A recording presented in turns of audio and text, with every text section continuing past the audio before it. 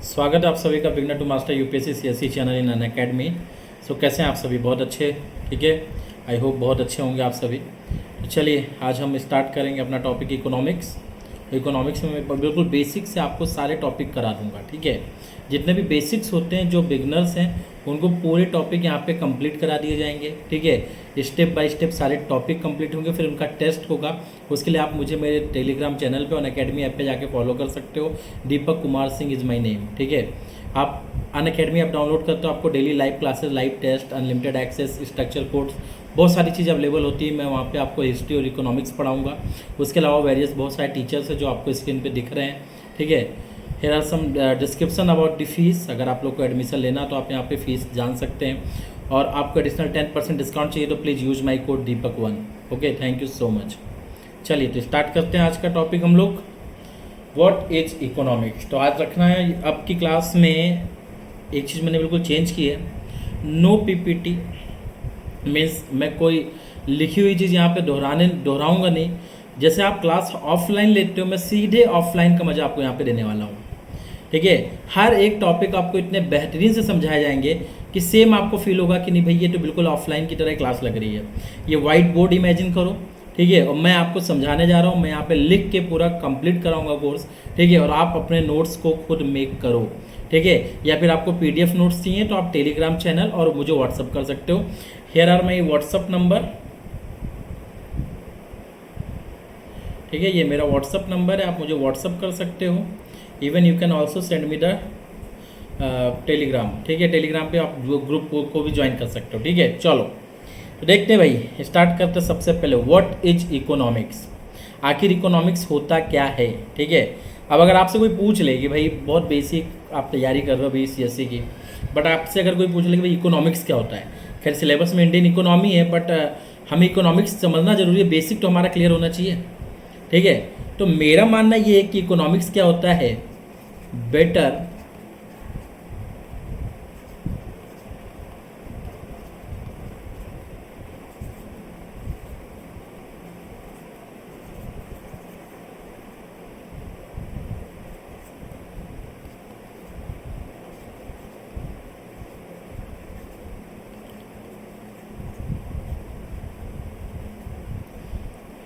Means, आप समझेंगे, study of better utilisation of scarce resources is called economics, ठीक है। मतलब क्या कहना चाह रहा हूं मैं कि जब भी आप ऐसे, अब समझो यहाँ पे समझो, स्केर्ड रिसोर्स का मतलब क्या होता है, what is the meaning of scared resource.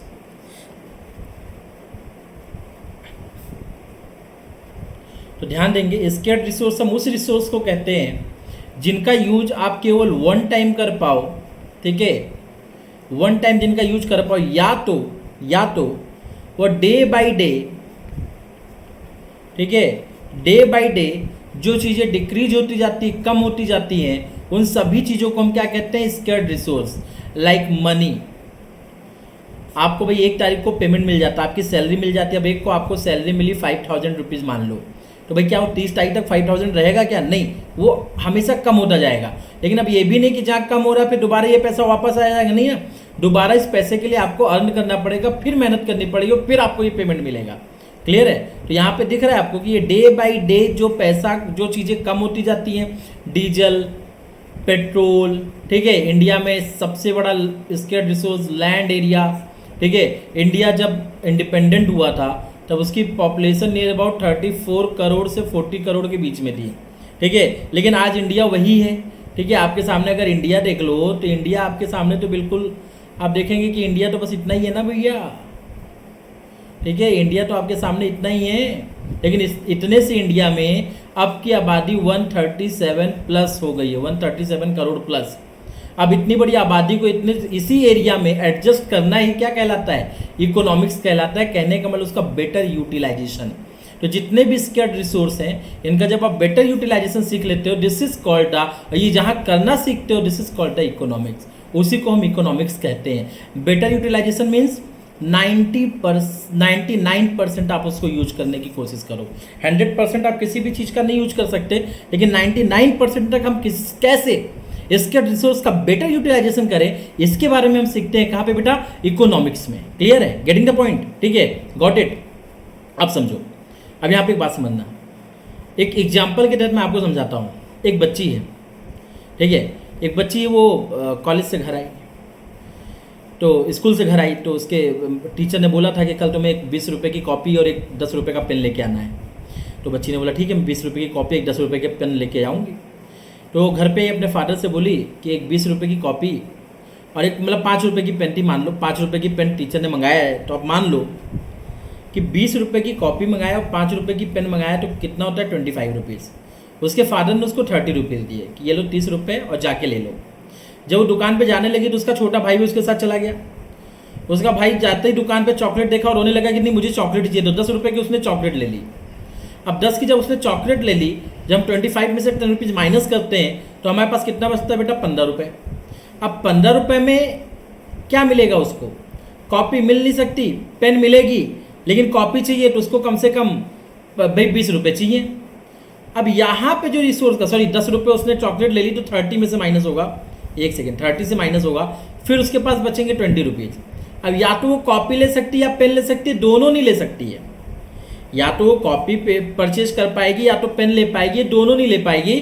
तो इस कंडीशन में वह क्या करेगी, वह अगर इकोनॉमिक्स उसने पढ़ रखा है वो भी मुझसे, ठीक है, तो सबसे पहले 20 रुपये की एक कॉपी लेगी, 5 रुपये की पेन लेगी, उसके बाद जो 5 रुपये एक्स्ट्रा बचे इसकी ये चॉकलेट ले लेगी, और जब इसका चॉकलेट वो लेगी तो फिर जाके बोला जा सकता है, वी कैन से दैट कि भैया ये इकोनॉमिक्स है।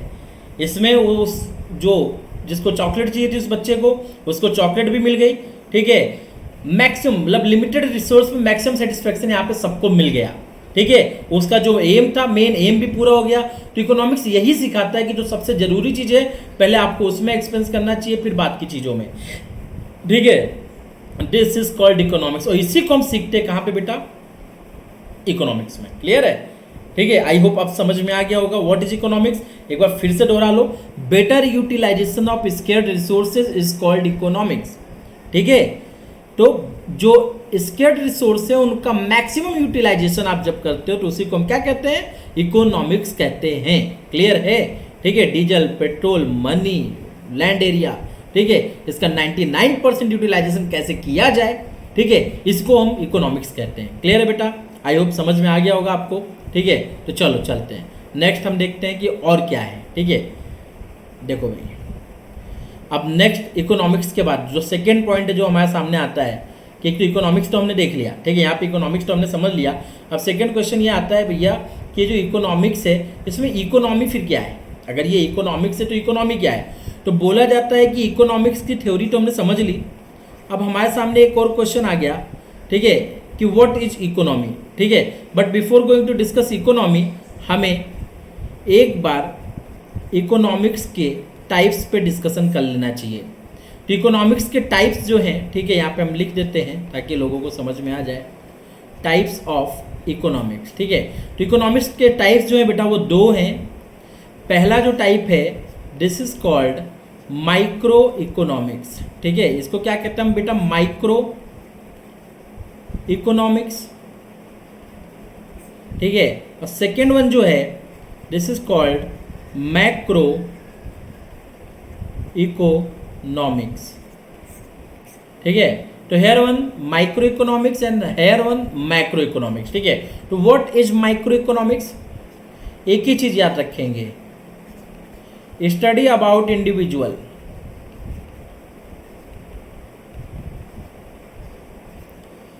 जब भी हम किसी इंडिविजुअल चीज की स्टडी करते हैं, जब इंडिविजुअल चीज की स्टडी करते हैं तो उसे माइक्रो इकोनॉमिक्स कहते हैं। लाइक डिमांड सप्लाई, ठीक है, डिमांड सप्लाई। अब डिमांड सप्लाई किसी पर्टिकुलर चीज की अगर आप स्टडी कर रहे हो तो ये किस में आएगा बेटा, माइक्रो इकोनॉमिक्स में आएगा। But when we are going to discuss the aggregate economy, ठीक है, समझ रहे हैं, एग्रीगेट इकोनॉमी को जब हम डिस्कस करने जाते हैं बेटा तो this is called the macro economics.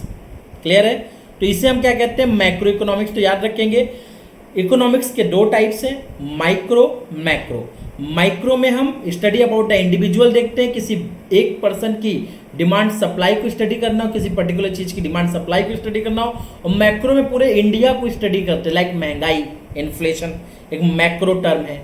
Agriculture, ठीक है, एग्रीकल्चर के बाद फिर आप देखेंगे पॉवर्टी, अनएम्प्लॉयमेंट, ये सब मैक्रो के टर्म्स हैं। ये हम पूरी एग्रीगेट इकोनॉमी के बारे में डिस्कशन करते हैं यहाँ पे। क्लियर है? आई होप आप समझ में आ गया होगा आपको। ठीक है, तो क्लियर रखिएगा, नोट्स बना लीजिएगा।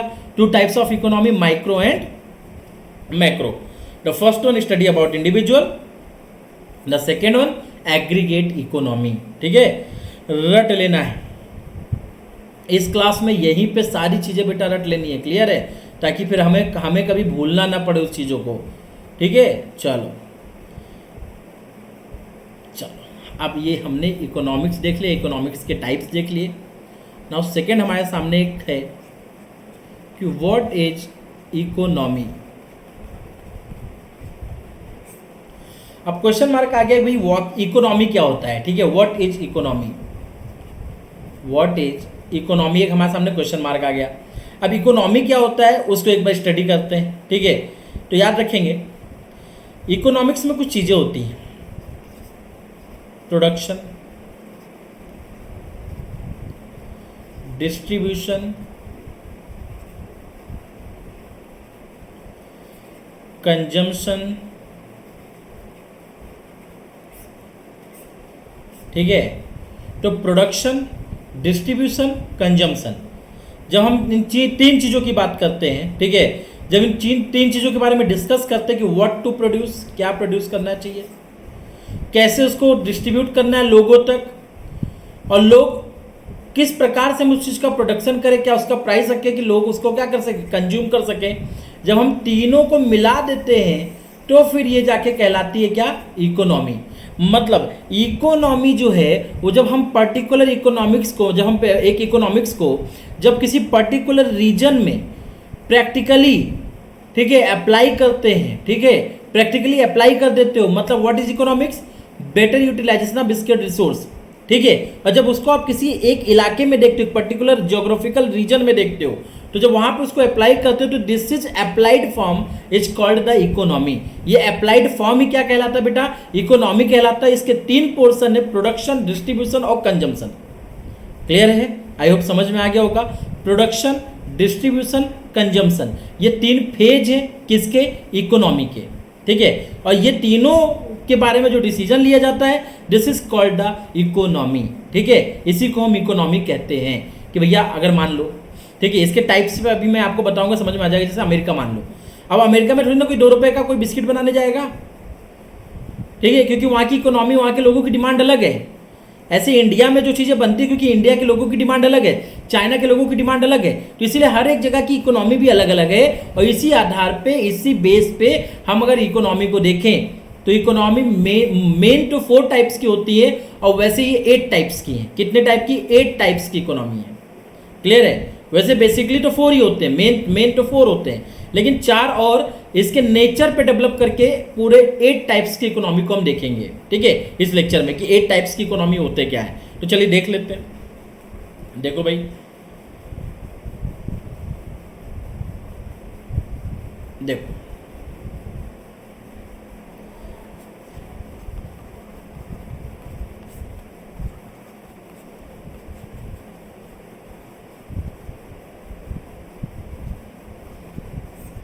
Types of economy. ठीक है, तो टाइप्स ऑफ इकोनॉमी में जो हमारा पहला आएगा वो आएगा कैपिटलिस्टिक इकोनॉमी। ठीक है बेटा, सेकंड आएगा हमारे सामने कम्युनिस्ट इकोनॉमी। ठीक है, फिर थर्ड आएगा हमारे सामने सोशलिस्टिक इकोनॉमी।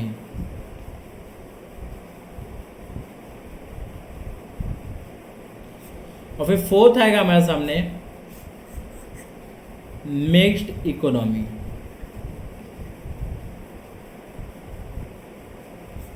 ठीक है, फिर हमारे सामने आएगा प्लान्ड इकोनॉमी। फिर हमारे सामने आएगा अनप्लान्ड या नॉन प्लान्ड बोल सकते हैं।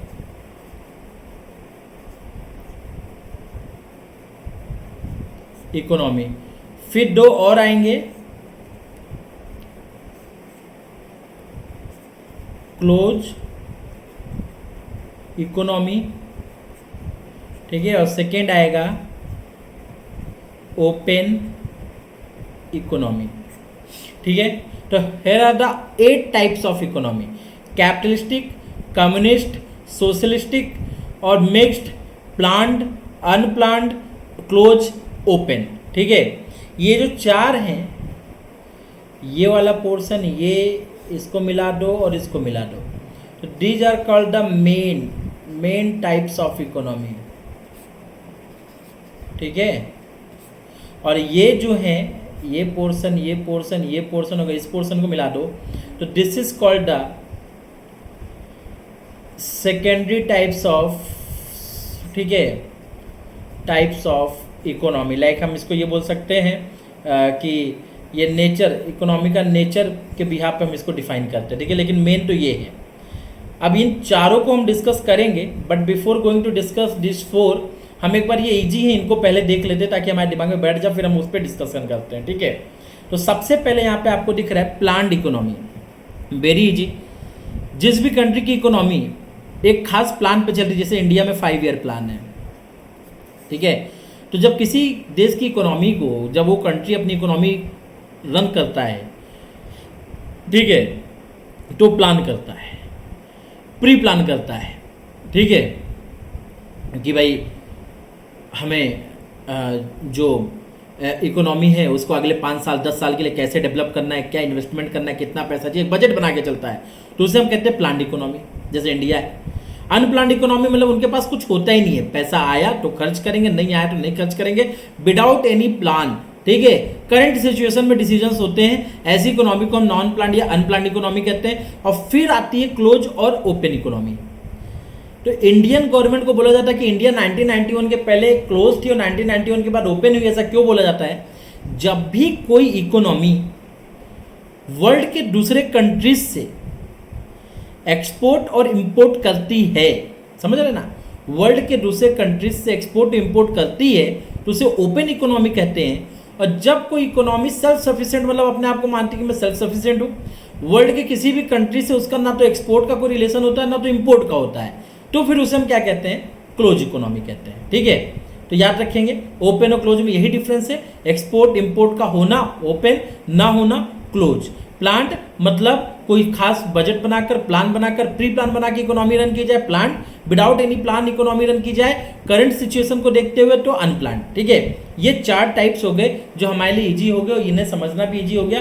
तो अब ये 4 टाइप तो हमारे हो गए, ठीक है। ये बहुत इजी समझ में आ गए, इनके नोट्स भी बना लेना क्योंकि इनके ऊपर क्वेश्चन स्टेट पीएससी में तो पूछे ही जाते हैं, ठीक है। अब आ जाओ, इधर आ जाते हैं। अब इधर यहाँ पे बोला गया capitalistic economy, communist economy, socialist economy, mixed economy. अब ये 4 मेन हैं, तो इन चारों को हम एक एक करके देखते चले जाते हैं, 1, 2, 3 और 4। पहले हम कैपिटलिस्टिक देख लेते हैं, फिर हम कम्युनिस्ट इकोनॉमी देख लेते हैं, then we are going to discuss socialist economy, then we are going to discuss mixed economy, ठीक है। तो इन सभी पोर्शंस को हम लोग कवर करते हैं। तो देखते हैं भाई कैसे हम इन पोर्शंस को कवर करते हैं, कौन कौन सी चीज़ें जो हमें कवर करनी है, ठीक है। चलो देखते हैं भैया, सॉल्व करते हैं। तो सबसे पहले we are going to discuss the capitalistic economy, ठीक है। तो सबसे पहले हम लोग डिस्कस करेंगे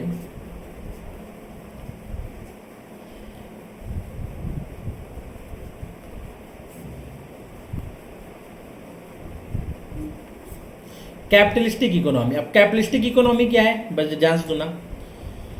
एडम स्मिथ ने, देखो समझो, जब वर्ल्ड पूरा कॉलोनी था ब्रिटेन का, तो उस समय कॉलोनियल इकोनॉमी चलती थी पूरे वर्ल्ड में। कौन सी economy? Colonial economy. Colonial economy में क्या होता है? एक कंट्री दूसरे कंट्री का इकोनॉमिक एक्सप्लॉयटेशन करती है, उसका ड्रेन ऑफ वेल्थ करती है। This is called a colonial economy. But America got independence on 4th जुलाई 1776। अब 4th जुलाई 1776 को अमेरिका को आज़ादी मिल गई। When America got independence on 4th July 1776, तो अमेरिका के सामने पहला क्वेश्चन मार्क था, कि इकोनॉमी हम कैसे बनाएं, क्या इकोनॉमी होनी चाहिए, क्या ऐसा हम प्लान करें कि हमारी कंट्री की इकोनॉमी बहुत अच्छी हो। ठीक है, तो इकोनॉमी के डेवलपमेंट के लिए वहाँ पर एक इकोनॉमिस्ट थे अमेरिका में उस समय, जिनका नाम था एडम स्मिथ। एडम स्मिथ ने सुझाव दिया और कैपिटलिस्ट इकोनॉमी वर्ल्ड की पहली इकोनॉमी लोगों के सामने आई, मॉडर्न इकोनॉमी। इसीलिए हम एडम स्मिथ को फादर ऑफ इकोनॉमिक्स भी कहते हैं, फादर ऑफ इकोनॉमिक्स भी हम एडम स्मिथ को कहते हैं, just because of it, because Adam Smith ने क्या किया था, कैपिटलिस्टिक इकोनॉमी को परिभाषित किया, इंट्रोड्यूस किया, और फिर अमेरिका ने कैपिटलिस्ट इकोनॉमी को क्या किया, कैपिटलिस्ट इकोनॉमी को अमेरिका ने एडॉप्ट किया था। ठीक है, कैपिटलिस्ट इकोनॉमी को अमेरिका ने क्या किया था, एडॉप्ट किया था। अब कैपिटलिस्ट इकोनॉमी क्या थी, तो सबसे पहले आप समझो कैपिटलिज्म होता क्या है। ठीक है, what is the meaning of capitalism? Huge production at low cost is called capitalism. ठीक है, तो जब बहुत ज़्यादा प्रोडक्शन होता है, बहुत ही लो कॉस्ट पे करना तो उसे हम क्या कहते हैं बेटा, कैपिटलिज्म कहते हैं। तो जो कैपिटलिस्टिक इकोनॉमी जो आपको दिख रही है यहाँ पे, इसको एडम स्मिथ लेकर आया। एडम स्मिथ ने बोला लोगों को फ्री छोड़ दो, समझना मेरी बात को, कहानी में समझा दूंगा। ठीक है, लोगों को फ्री छोड़ दो और एक पर्सन अपनी डिमांड पूरी करने में दूसरे सबकी डिमांड पूरी कर देगा।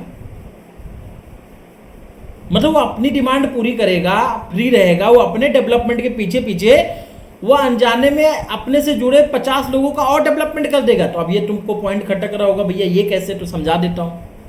मान लो आपको मोबाइल की फैक्ट्री लगानी है, आपको मोबाइल नया ब्रांड मार्केट में लॉन्च करना है, फैक्ट्री लगानी है, आप कैपिटलिस्ट हो, तो आप जाओगे सबसे पहले ज़मीन खरीदोगे। एक किसान है जो खेती नहीं कर पा रहा, उसकी ज़मीन पे खेती नहीं होती, ज़मीन बंजर है, तो आपने ज़मीन खरीदी तो उसने आपको बेच दिया। तो वो किसान जिसके पास उस ज़मीन से 1 रुपये नहीं आ रहा था, ज़मीन को बेच कर, क्योंकि आपने मांग पैदा की, आपने उसको अच्छा पैसा दिया, तो क्या आपने उस किसान का भला किया? यस। ज़मीन लेने के बाद फिर अब सेकेंड क्या होगा? ठीक है, सेकेंड इंपॉर्टेंट क्या होगा? तो सेकेंड इंपॉर्टेंट एस्पेक्ट ये होगा कि आप बिल्डिंग बनाओगे, बिल्डिंग के लिए आपको लेबर लगेंगे।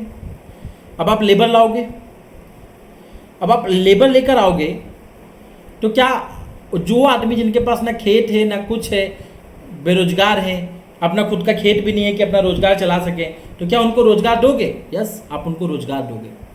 ठीक है, एक उनके लिए बेनिफिट ये भी करोगे। फिर और क्या होगा, अब जब बिल्डिंग बन जाएगी तो अब आप वहाँ पे अपॉइंटमेंट करोगे, तब वहाँ पे आप मोबाइल के लिए हार्डवेयर इंजीनियर लाओगे, सॉफ्टवेयर इंजीनियर लाओगे, तो क्या पढ़े लिखों को रोजगार दोगे? हाँ। फिर आप मोबाइल को बेचने के लिए ट्रांसपोर्ट लगेगा, तो क्या ट्रांसपोर्टेशन में जो लोग हैं उनको रोजगार दोगे? हाँ। कुछ लोग बेरोजगार है, कुछ पैसा है, दुकान खोल के बैठ जाएंगे, आपके मोबाइल को बेचेंगे, क्या उनको रोजगार मिलेगा? हाँ। लेकिन अभी भी फायदा आप किसका सोच रहे हो? अपना। लेकिन आपने अनजाने में किसका फायदा कर दिया? किसान का, मजदूर का, पढ़े लिखे स्किल्ड वर्कर्स का। ठीक है, ट्रांसपोर्टेशन का डेवलपमेंट किया आपने, लोगों ने शॉप ओपन कर ली, मार्केट डेवलप किया आपने। समझ रहे हैं? तो ये सोचना था एडम स्मिथ का, और इसी बिहाफ पे इंडिया में ये इकोनॉमी डेवलप की गई थी। ठीक है, तो आई होप अब दिमाग में बिल्कुल घुस जाना चाहिए बेटा, देखो घुस ही जाना चाहिए। ठीक है, ये बिल्कुल मत बोलना कि सर अभी इसमें कोई डाउट है। ठीक है, कोई हो तो फिर भी पूछ लेना व्हाट्सअप करके, लेकिन ज़्यादा डाउट नहीं होना चाहिए। ठीक है, तो कैपिटलिस्ट इकोनॉमी हो गया यहाँ पे। अब इसका एडवांस चलते हैं, और क्या ये तो एडम स्मिथ ने ऐसा बोला, ऐसा डेवलप किया गया। तो पहला इससे हमें क्या समझ में आया, कैपिटलिस्ट इकोनॉमी में पहला पॉइंट क्या समझ में आया, लोग क्या होते हैं? फ्री। मतलब मार्केट क्या होता है? मार्केट फ्री होता है, मार्केट फ्री होता है। अब जब फ्री मार्केट होगा तो उन्हीं चीज का प्रोडक्शन होगा जिनकी डिमांड होगी। अगर आपको अपना बिजनेस करना है, आप फ्री हो बिजनेस करने के लिए, तो आप कभी उन चीज का प्रोडक्शन करोगे जिसकी डिमांड नहीं होगी? नहीं ना, क्योंकि आप तो प्रॉफिट मेकिंग के लिए करते हो ना। तो मार्केट फ्री होता है और प्रोडक्शन उसी चीज का होता है, लिख लेना, ये सेकंड पॉइंट भले ही डाल दो। प्रोडक्शन उसी चीज का होता है जिसकी मार्केट में क्या होती है बेटा? डिमांड। तो जिस चीज का डिमांड होगा उसी का प्रोडक्शन होगा। ठीक है, और थर्ड पॉइंट आप ये लिख लो, ठीक है, जो आपको मालूम होना चाहिए दिमाग में रख लेना। थर्ड पॉइंट यहां पे क्या आ जाता है कि मोटिव जो आपका होगा वो बस एक ही होगा, प्रॉफिट मेकिंग। चलो देखते हैं, याद रखना कैपिटलिस्टिक इकोनॉमी में मार्केट फ्री होता है, गवर्नमेंट का कोई भी इंटरफेरेंस नहीं होता। ये पहला पॉइंट बता रहा है आपको। ये सब पे ऑब्जेक्टिव क्वेश्चन बनते हैं, ठीक है। सेकंड, जिस चीज की डिमांड होगी प्रोडक्शन उसी का होगा। तो कह सकते हैं कि कैपिटलिस्टिक इकोनॉमी जो डिमांड बेस्ड इकोनॉमी। हाँ, तो लिख लो कॉपी में, तुरंत लिख लो, कैपिटलिस्टिक इकोनॉमी जो डिमांड बेस्ड इकोनॉमी। फिर थर्ड है, ये इकोनॉमी का एक ही काम है, प्रॉफिट मेकिंग करना एट एनी कॉस्ट, ठीक है। Make the profit at any cost is the single agenda of the capitalistic economy at the theory of the capitalism, ठीक है। जो कैपिटलिज्म की फिलॉसफी यही बताती है। तो एक चीज और आ गया कि इनका मोटिव क्या होता है, मेन मोटिव प्रॉफिट मेकिंग होता है। तो इन्हीं पे क्वेश्चन बनते हैं कि कैपिटलिस्टिक का मोटिव, ठीक है, फिर मार्केट, फिर प्रोडक्शन, ये सब आपको जानना पड़ेगा, ठीक है। तो इस तरीके से ये डेवलप हो गया। लेकिन क्या इसके कुछ निगेटिव एस्पेक्ट हैं? तो इसकी निगेटिविटी में पहला निगेटिव एस्पेक्ट जानते हो क्या दिखता है? ये डिमांड बेस्ड इकोनॉमी है। जिस चीज की डिमांड होगी उसका प्रोडक्शन होगा। तो मान लो कि इकोनॉमी में, अमेरिका में मान लो ये अमेरिका में इकोनॉमी पाई जाती है। इसका एग्जांपल अमेरिका लिख लेना, ठीक है। एग्जांपल में आप लिख लेना, ये कहाँ पे पाई जाती है बेटा? अमेरिका में पाई जाती है, ठीक है। अब समझना मेरी बात को। अब यहाँ पे सबसे पहला जो ऑप्शन आया, ठीक है, सबसे पहला ऑप्शन यहाँ पे आया कि ध्यान देना इस चीज को कि डिमांड बेस्ड इकोनॉमी है। अब अमेरिका मान लो एक कंडीशन है 7, ये फर्स्ट कंडीशन है 700 मतलब 70 पीपल्स या 70% पीपल अमेरिका में रिच क्लास के, वो 3000 रुपीज की मतलब $3000 की जीन्स पहनना चाहते हैं। और जो 30% लोग हैं ये केवल 500 रुपये की जीन्स पहनना चाहते हैं, ठीक है। एक सेकेंड, केवल 500 रुपीज की जीन्स, $500 की जीन्स पहनना चाहते हैं। अब जहाँ पे रिच क्लास 3000 की जीन्स पहनना चाहता है और यहाँ पे जो 30% केवल 500 की जीन्स पहनना चाहता है, तो यहाँ पे जीन्स का प्रोडक्शन 3000 वाले का ज़्यादा होगा, इसका नहीं होगा। इनको इनकी दया पे छोड़ दिया जाएगा कि अगर इनकी जीन्स फटेगी तो भैया तुम रफू करा के पहन लेना। इनके ऊपर कोई ज़्यादा ध्यान नहीं होगा। तो याद रखेंगे, गवर्नमेंट का इंटरफेरेंस ना होने की वजह से मार्केट फ्री चलता है और सिंगल मोटिव पे चलता है, प्रॉफिट मेकिंग। इसीलिए उन्हीं चीज़ का प्रोडक्शन होता है जिनका डिमांड होता है, क्योंकि आपका उद्देश्य ही क्या है, मोटिव भी क्या है, प्रॉफिट मेकिंग करना। क्लियर है? तो इस इकोनॉमी में जो लो इनकम ग्रुप के लोग होते हैं इनको बहुत लॉस होता है, ठीक है। इस बात को याद रखेंगे। मार्केट में चारों तरफ चीज़ें महंगी बिकती हैं, ये भी उसका एक बहुत बड़ा इम्पैक्ट है, ठीक है। चलो, तो ये हो गया कैपिटलिस्टिक इकोनॉमी। एग्जाम्पल है अमेरिका। 4 जुलाई 1776 जब अमेरिका आज़ाद हुआ तब से अमेरिका में कैपिटलिस्टिक इकोनॉमी का डेवलपमेंट होने लगा। और इस इकोनॉमिस्ट के लिए मतलब एडवाइस दी थी किसने? एडम स्मिथ ने दी थी। इसीलिए एडम स्मिथ को हम फादर ऑफ द इकोनॉमिक्स भी कहते हैं। आगे समझ में? ये पहला पॉइंट हमने कर लिया कैपिटलिस्ट इकोनॉमी से रिलेटेड, ठीक है। अब चलो, अब सेकेंड हम लोग डिस्कस करेंगे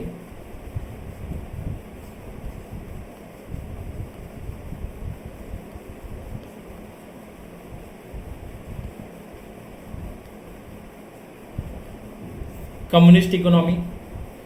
अब बेटा ये कम्युनिस्ट इकोनॉमी क्या होगा? अब ध्यान देना क्या कि भैया ये कम्युनिस्ट इकोनॉमी क्या है? तो कम्युनिस्ट इकोनॉमी जो है ये कार्ल मार्क्स की वजह से आई थी। किसकी वजह से आई थी? Karl Marx. कार्ल मार्क्स ने कम्युनिस्ट मैनिफेस्टो किया था 1848 में, ठीक है। वहीं से इकोनॉमी आई थी। ये इकोनॉमी क्या कहती है? कार्ल मार्क्स का खुल के कहना है कि जो कैपिटलिस्टिक इकोनॉमी है वो लोगों का, वहां पे लेबर क्लास का, वर्कर का एक्सप्लॉयटेशन होता है। इसलिए कैपिटलिस्टिक इकोनॉमी अच्छी नहीं है और इन वर्कर्स को इकट्ठा हो जाना चाहिए और कैपिटलिस्टों को समाप्त करके पूरी इकोनॉमी को अपने अंडर में ले लेना चाहिए। आखिर ऐसा क्यों कहते हैं? इसके पीछे कहानी है, सुनो। कैपिटलिस्टिक इकोनॉमी आपको मालूम है कि फ्री इकोनॉमी, गवर्नमेंट का इंटरफेरेंस नहीं होता है। तो उस इकोनॉमी में क्या होता है कि मान लो जैसे ये है कैपिटलिस्ट इकोनॉमी, अब ये 4 कैपिटलिस्टिक लोग हैं, ठीक है। अब इस इकोनॉमी में क्या चलता है, टेंडर एक सिस्टम चलता है, टेंडर सिस्टम। जैसे कोई ठेका वगैरह होता है ना, उसमें टेंडर दिया जाता है, आप लिफाफे में लिख के जैसे एक रोड बनानी है, मान लो दिल्ली में कोई रोड बनानी है, अब दिल्ली में बने इस रोड के लिए टेंडर निकला, अभी टेंडर जो निकला तो टेंडर के लिए फॉर्म फिल हुए, अब फॉर्म फिल हुए तो लोगों ने उसमें लिखा कि भैया मैं 8 करोड़ में बनाऊंगा, कोई 7 करोड़, कोई 6 करोड़, अब जो कम में बनाएगा उसको टेंडर मिल जाता है। तो मान लो जिस आदमी ने सबसे कम पैसा भरा कि टेंडर इस रोड को मैं 6 करोड़ में कंप्लीट करूंगा, तो गवर्नमेंट ने उसको टेंडर दे दिया। अब गवर्नमेंट ने जब उसको टेंडर दिया तो लेबर सस्ता ढूंढेगा, तो लेबर की मजदूरी जो वेजेस है वो कम हो जाएगी कि नहीं हो जाएगी, यस। तो यहाँ पे कैपिटलिस्टिक इकोनॉमिक कंपटीशन इतना होता है कि कैपिटलिस्टिक क्लास लेबर जो होता है उसका एक्सप्लॉयटेशन करता है। ये जो डॉट डॉट है ना, ये सब लेबर है, ठीक है, ये सब कौन है बेटा, लेबर है, ठीक है, this are called a labour, और इनका एक्सप्लॉयटेशन होता है। तो पहले एक मजदूर 400 रुपये कमाता था, मान लो 400 रुपये अपने घर पे लाता था, लेकिन अब मजदूरी कम होगी, मजदूरी 250 रुपये मिल रही है, तो वो मजदूर क्या कहेगा, अपने बेटे से तू भी चल आज काम पे, क्योंकि एक के कमाने से घर नहीं चल पाएगा। तो उसका बेटा भी पढ़ाई लिखाई छोड़ के चल गया, अब दोनों 250 500 रुपये ला रहे। पहले अकेला 400 लाता था, घर चलता था, लेकिन अब दोनों 500 रुपये ला रहे और घर चला रहे। अब इस कंडीशन में क्या होगा, मार्केट में लेबर बहुत तेजी से बढ़ जाएगा, और मार्केट में लेबर इनिशियल लेवल पे तो बढ़ेगा, लेकिन लेबर यहाँ पे बढ़ जाएगा, लेकिन वर्क नहीं बढ़ेगा। जब वर्क से ज़्यादा लेबर हो जाएंगे तो अब लेबर की कंडीशन और बुरी हो जाएगी, क्योंकि अब कैपिटलिस्टिक क्लास को मालूम है बेरोजगारी बहुत है, अब तो आदमी 150 रुपये देने पे भी काम करेगा। तो यहाँ पे लेबर का एक्सप्लॉयटेशन होता है, ये कार्ल मार्क्स का कहना है। और कार्ल मार्क्स मानते हैं कि कैपिटलिस्टिक क्लास जो ये लेबर की मिजरी कंडीशन है ना, ये जो बुरी कंडीशन है, इसके पीछे यही जिम्मेदार है। तो कार्ल मार्क्स ने लेबर क्लास से बोला हम सबको यूनाइट होना चाहिए, और यूनाइट होकर मिल के और इन कैपिटलिस्टिक क्लास का एंड कर देना चाहिए, ये कैपिटलिस्टिक क्लास का एंड कर देना चाहिए, ठीक है। और एंड करने के बाद हमें इस्टेब्लिश करना चाहिए कम्युनिस्ट इकोनॉमी।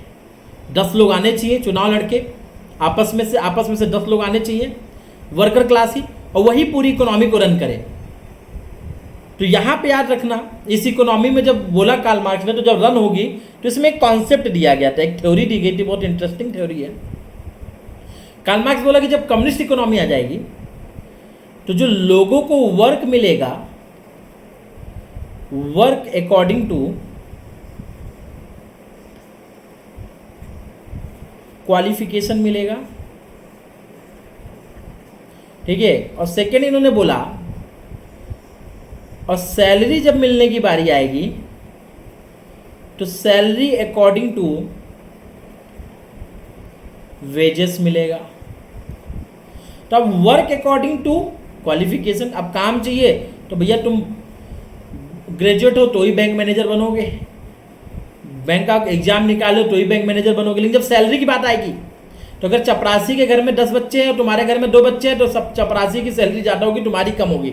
अब इस इकोनॉमी में इस तरीके से जब चीज़ें आ गई तो इस इकोनॉमी का लंबा चलना भी सही नहीं था। तो कार्ल मार्क्स ने खुद बोला था कि communist economy is not the ideal economy, but ये इकोनॉमी एक बार कुछ समय बाद अपने आप खत्म हो जाएगी और ये सोशलिस्ट इकोनॉमी का रूप ले लेगी। मतलब वो जो कम्युनिस्ट लोग हैं ना, ये लोग मिडिल क्लास डेवलप होंगे, चुनाव लड़ेंगे, सरकार बनेगी, और जब सरकार आ जाएगी और जब अर्थव्यवस्था को, इकोनॉमी को गवर्नमेंट रन करेगी, तो उसे हम सोशलिस्ट इकोनॉमी कहते हैं। तो कार्ल मार्क्स ने बोला कि कैपिटलिस्ट से,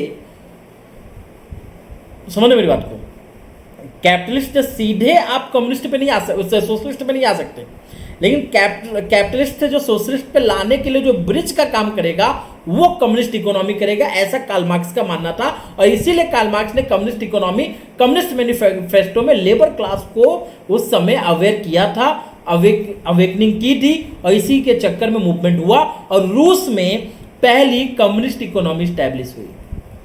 कहाँ पे? रसिया में, याद रखेंगे।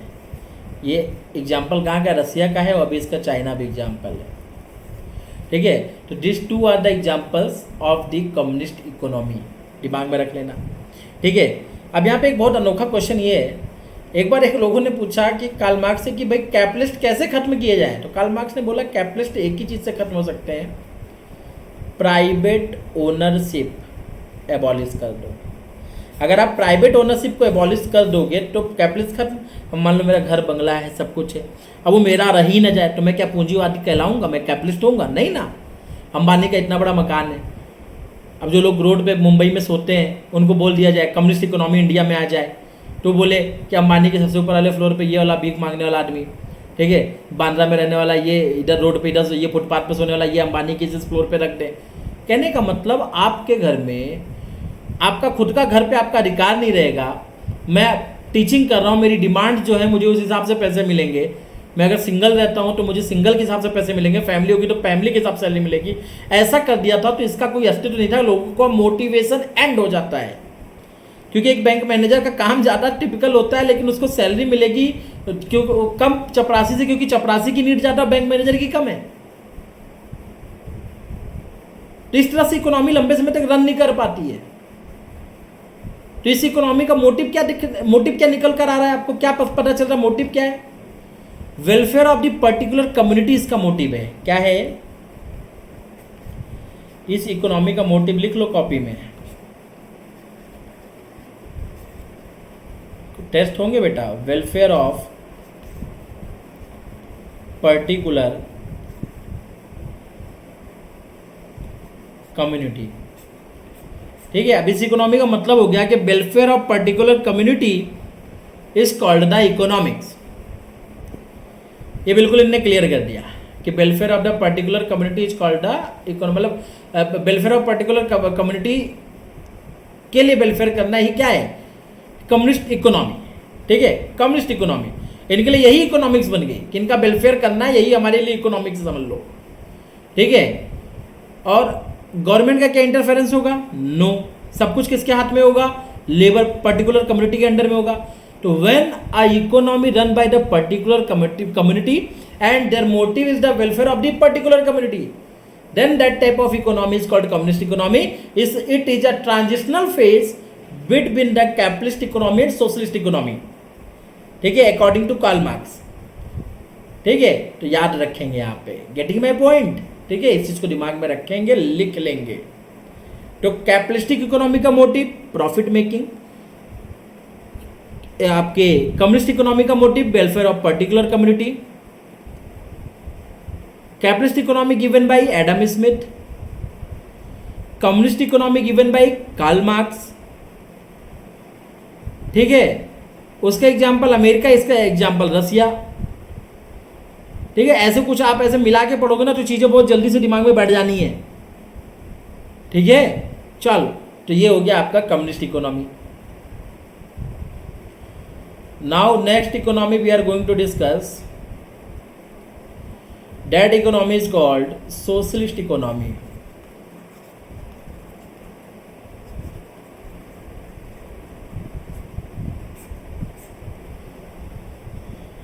अब नेक्स्ट सोशलिस्ट इकोनॉमी क्या होता है? What is the socialist economy?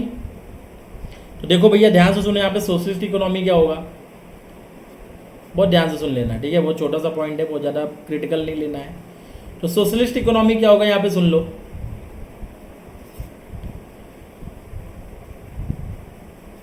Production,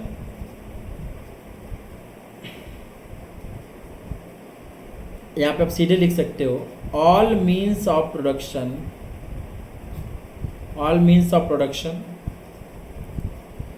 distribution,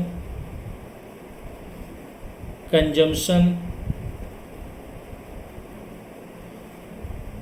under the government is called socialist economy। तो प्रोडक्शन, डिस्ट्रीब्यूशन, कंजम्पशन, जब सब कुछ, सबकी पॉलिसी कौन बनाएगा? गवर्नमेंट। तो ऐसी इकोनॉमी को हम क्या कहते हैं बेटा? सोशलिस्ट इकोनॉमी कहते हैं। कौन सी इकोनॉमी? सोशलिस्ट इकोनॉमी, ठीक है। All the means of production, what to produce, when to produce, to whom to produce, by whom to produce, सबका डिसीजन मेकिंग कौन करेगा? गवर्नमेंट, ठीक है। तो पहली इकोनॉमी जिसमें गवर्नमेंट का इंटरफेरेंस होता है, ठीक है। Second point,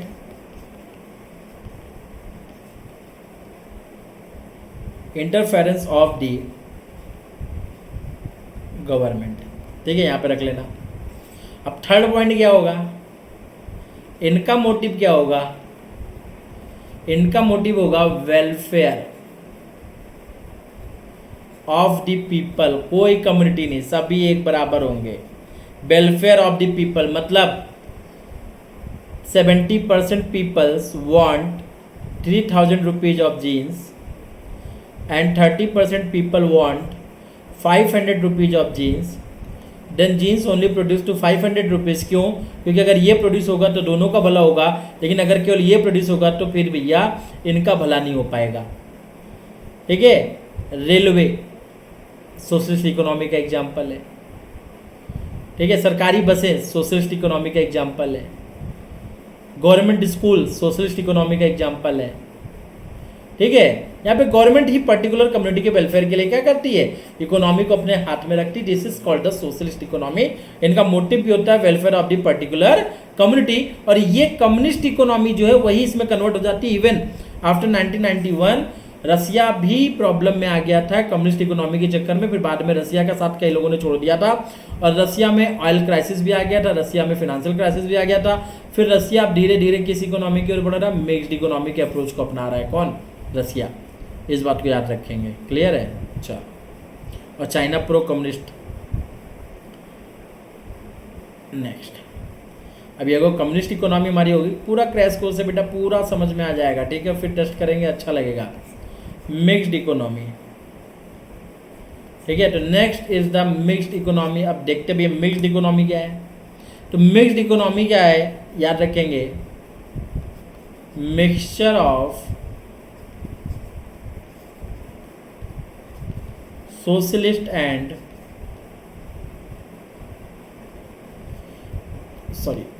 and capitalist economy is called mixed economy. ठीक है, तो याद रखेंगे, जब सोशलिस्ट और कैपिटलिस्ट दोनों इकोनॉमी का मिक्सअप हो जाता है तो उसे हम मिक्स्ड इकोनॉमी कहते हैं। क्लियर है? This economy is called the mixed economy. इस बात को दिमाग में बैठा के रख लेना। ठीक है, अब इनका मोटिव क्या होगा। अभी मिक्स्ड इकोनॉमी को कौन लेकर आए? George Maynard Keynes. George Maynard Keynes, ठीक है, इकोनॉमिस्ट है, ब्रिटिश इकोनॉमिस्ट है, ब्रिटिश इकोनॉमिस्ट। इन्होंने ये थॉट दिया था after the great depression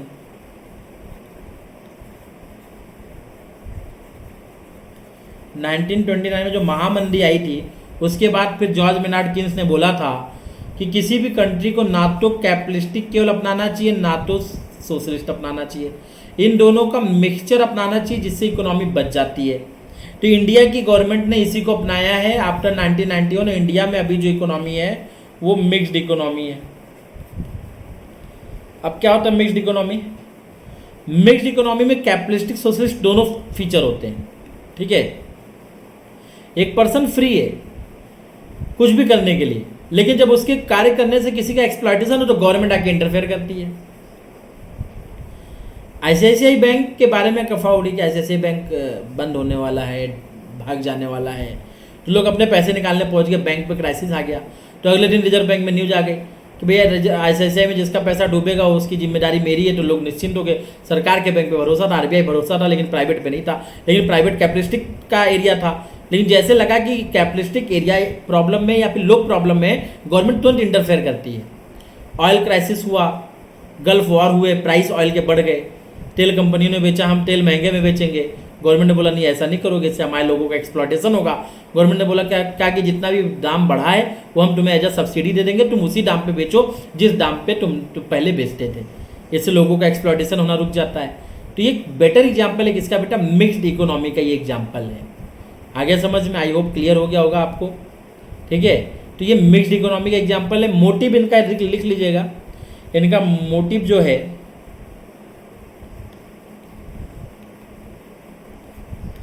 profit making along with people's welfare. ठीक है, ये प्रॉफिट मेकिंग के साथ साथ लोगों के वेलफेयर पे भी ध्यान देते हैं, और ये इस इकोनॉमी का मेन मोटिव है, किसका? सोशलिस्ट इकोनॉमी का। तो आई होप आपको यहाँ पे समझ में आ गया होगा कि what is socialist economy, socialist economy आखिर है क्या, ये आपको यहाँ पे इतना क्लियर हो गया है। ठीक है,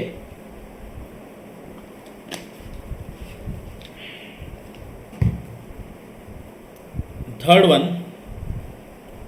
अब हमने देखो इकोनॉमिक्स क्या होती देख लिया, व्हाट इज इकोनॉमी भी देख लिया, टाइप ऑफ इकोनॉमी भी देख लिया। ठीक है, now we are going to discuss the most important sectors of economy. ठीक है, सेक्टर्स ऑफ इकोनॉमी। तो आइए देख लेते हैं कि इकोनॉमी के सेक्टर्स कितने होते हैं।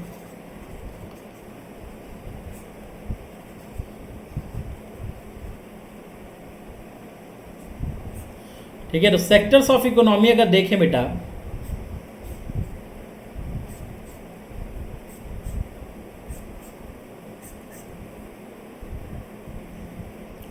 तो वैसे तो लोग बहुत कम सेक्टर पढ़ाते थे, 3 मेन पढ़ाते थे। एक सेक्टर लोग बोलते थे प्राइमरी सेक्टर है, प्राइमरी सेक्टर।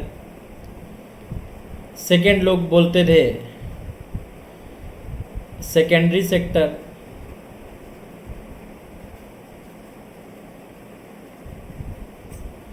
थर्ड है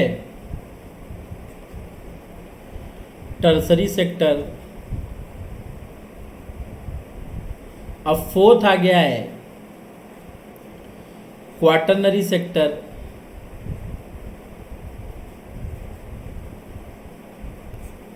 और एक फिफ्थ भी आ गया है क्यूनरी सेक्टर।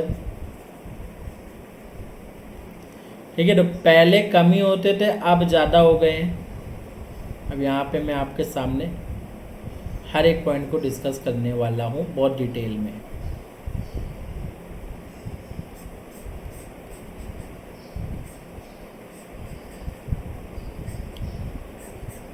ठीक है, आप समझ लो। तो प्राइमरी सेक्टर क्या होता है, याद रखेंगे, प्राइमरी सेक्टर में एक ही चीज आती है, एग्रीकल्चर। कॉपी में नोट्स बनाते चलो।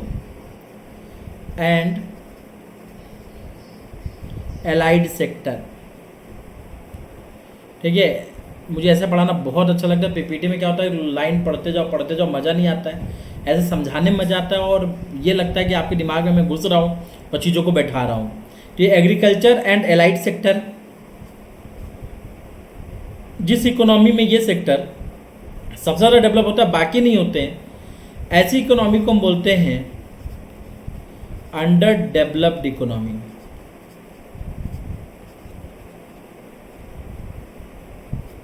ठीक है, फिर सेकेंड आता है सेकेंडरी सेक्टर। अब सेकेंडरी सेक्टर में क्या होता है, तब सेकेंडरी सेक्टर में आता है बेटा कंस्ट्रक्शन एंड मैन्युफैक्चरिंग। अब कंस्ट्रक्शन और मैन्युफैक्चरिंग आ गया, तो अब इसे हम क्या कहते हैं? ठीक है, तो इसे हम कहते हैं डेवलपिंग इकोनॉमी।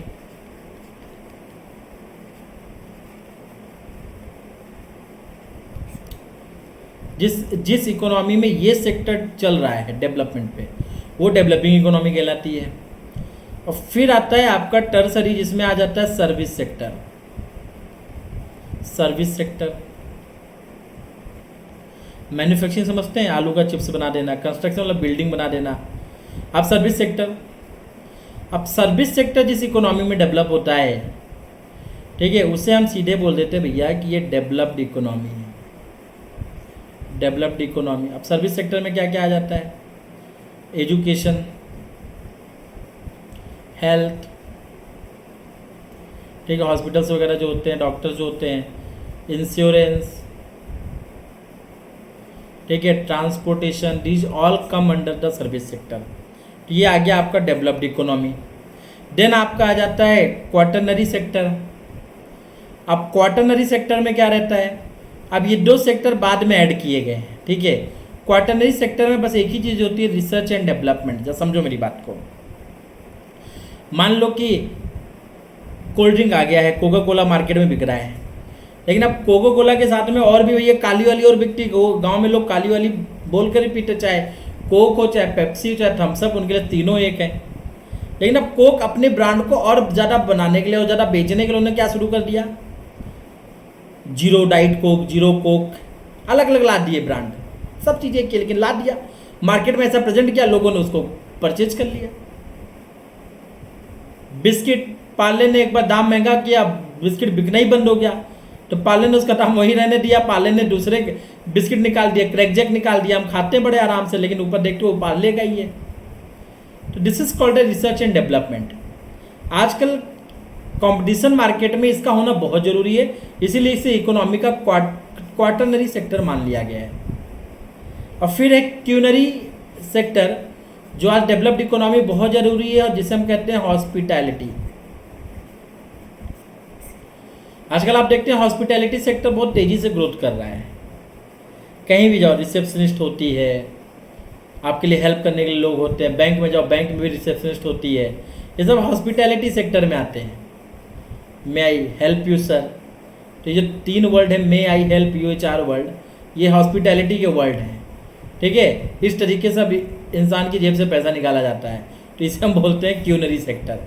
तो इकोनॉमी का एक और सेक्टर है क्यूनरी सेक्टर। अब जब एक क्वेश्चन आया था आईएएस में कि इंडियन इकोनॉमी प्राइमरी से सीधे टर्सरी पे शिफ्ट हो गई है, तो कैन बी से कि इंडियन इकोनॉमी अब डेवलप्ड इकोनॉमी हो गई है, क्योंकि टर्सरी सेक्टर जिस इकोनॉमी में होता है वो इकोनॉमी डेवलप्ड इकोनॉमी कहलाती है।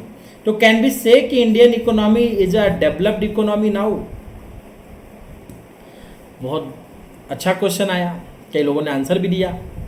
अब आप इसका आंसर कैसे दोगे, तो इसका आंसर बिल्कुल आपके सामने दिख रहा है, बिल्कुल क्लियर कट जो चीज़ें दिख रही हैं वो आपके सामने रखी हुई है कि हाँ भाई, ये जो प्राइमरी सेक्टर से सीधे टर्सरी सेक्टर पे चला आया है, तो हम इसे डेवलप्ड नहीं कहेंगे, अभी भी डेवलपिंग होगा। क्यों?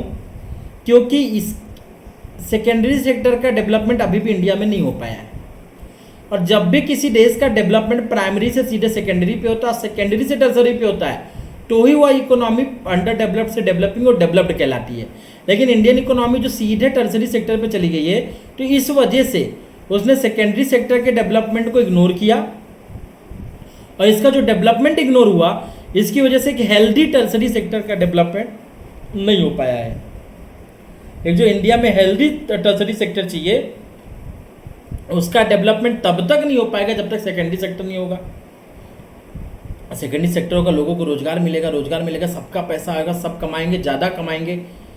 जब ज़्यादा कमाएंगे तो अच्छे स्कूल में पढ़ाएंगे बच्चों को, अच्छे स्कूल की डिमांड होगी, अच्छे स्कूल में पढ़ाएंगे, अच्छे कोचिंग में पढ़ाएंगे, तो भैया टीचर को भी पैसा अच्छा मिलेगा, मिलेगा कि नहीं मिलेगा। तो ये सभी किस में आ जाते बेटा, टर्सरी। तो एक हेल्दी टर्सरी सेक्टर के लिए एक हेल्दी सेकेंडरी सेक्टर होना जरूरी है, और एक हेल्दी सेकेंडरी सेक्टर के लिए एक हेल्दी प्राइमरी सेक्टर का होना जरूरी है। But Indian economy direct primary sector से टर्सरी सेक्टर पे पहुंच गई है, और जिसकी वजह से उसने सेकेंडरी सेक्टर को इग्नोर किया है। That's why Indian economy is still a developing economy, we can't say it as a developed economy. ठीक है, जब तक वह सेकेंडरी सेक्टर को डेवलप नहीं कर लेगी, तब तक वह डेवलप्ड इकोनॉमी नहीं हो पाएगी। क्यों? क्योंकि इसका डेवलपमेंट ही एक हेल्दी टर्सरी सेक्टर को डेवलप करेगा। वरना फिर इंडिया में बाहर की कंपनियां आती है, 10,000 पे काम देती है, लोग काम करने को तैयार होते हैं, 5,000 पे भी काम करते हैं। और इसीलिए हम इसको बोलते हैं कि इंडिया की इकोनॉमी अभी भी क्या है, डेवलपिंग इकोनॉमी में है, भले ही वो टर्सरी सेक्टर में उसका जीडीपी में ग्रोथ ज़्यादा हो। ठीक है, प्राइमरी सेक्टर का हमारे यहाँ जीडीपी में, ठीक है, एक सेकेंड,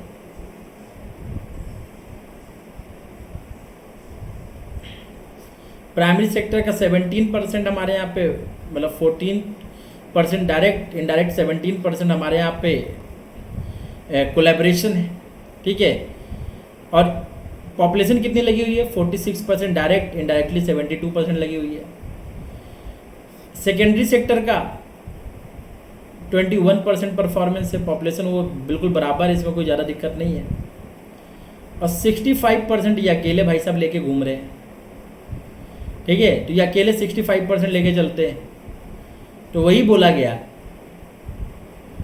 कि टर्सरी सेक्टर जो है भले उसका जीडीपी में 65% और 67% का कंट्रीब्यूशन हो, लेकिन अभी भी एक हेल्दी टर्सरी सेक्टर का इंडिया में डेवलपमेंट नहीं हो पाया है, और जो कि होना चाहिए।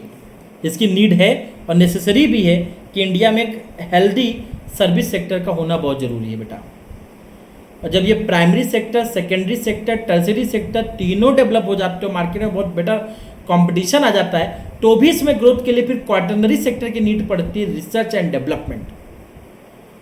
और फिर रिसर्च एंड डेवलपमेंट के बाद में फिर आता है क्वीनरी सेक्टर, जिसे बोलते हैं हम हॉस्पिटैलिटी, उसकी नीड बहुत तेजी से पड़ती है। तो आई होप आपको समझ में आ गया होगा। ठीक है, 2 मिनट के लिए हम एक बार रिवीजन कर लेते हैं कि जो आज हमने पढ़ा वो हमारे दिमाग में आ जाए।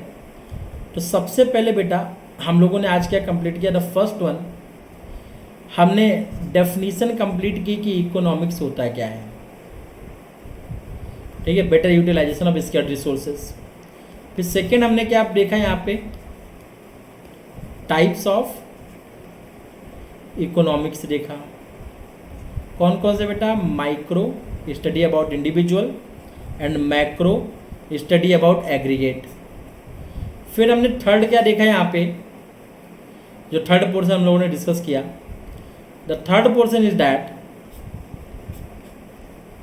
ठीक है, हम लोगों ने देखा व्हाट इज इकोनॉमी।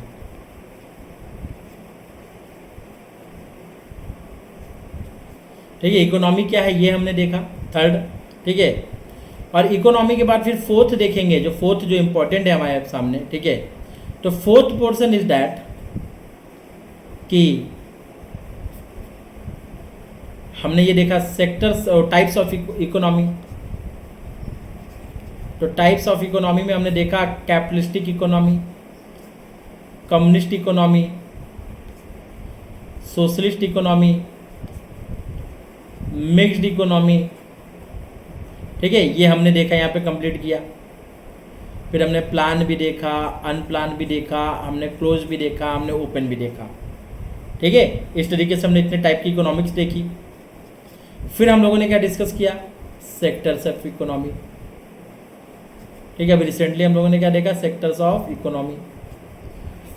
तो याद रखना ये पहला लेक्चर, इस पहले लेक्चर में मैंने इतनी चीज़ों को कंप्लीट किया है बेटा। प्रीवियस ईयर के क्वेश्चन उठा लेना जो इस लेक्चर से आए होंगे, वो इससे बाहर नहीं जाएंगे। तो अब आपका जो टेस्ट है वो जो अगस्त में मैं लूँगा वो इसी पे लूँगा, और जो नए बच्चे हैं वो मुझे व्हाट्सअप कर सकते हैं। ठीक है, और टेलीग्राम ग्रुप पे मैसेज कर सकते हैं, जिससे मैं उनको पूरी डिटेल इसके बारे में बता दूंगा कि टेस्ट कब होगा इन चैप्टर पे। फिर आपको वीडियोस लगातार मिलती रहेंगी, आपको इस हिसाब से प्रिपरेशन अपनी जारी रखनी है। ठीक है, याद रखेंगे।